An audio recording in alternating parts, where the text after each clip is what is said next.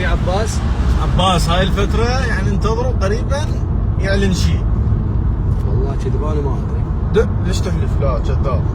قريبا شكو قريبا. وهذا الستوري حفظوه يمكم، يعني ما راح يطول شهر. زين راح يعلن ان شاء الله. راح اعلن ارتباطي منو بعد ما مخطط حتى. يا شباب انا ادور على بنيه اتزوج وارتبط. اذا اكو وحده حلوه وهاي تقبل بي تقبل انا اقبل احاول. اهم شيء تسعدها. اهم شيء عندها فلوس.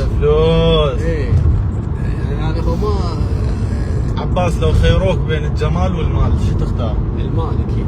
زين اذا خيروك بين وحده عندها مال بس خاينه عادي المال اختار اياها. تركن لسه ما يتكمل هي حتى لو خاينه الله يصلحها. الله يصلحها. خيروك بين وحده مو حلوه وما عندها فلوس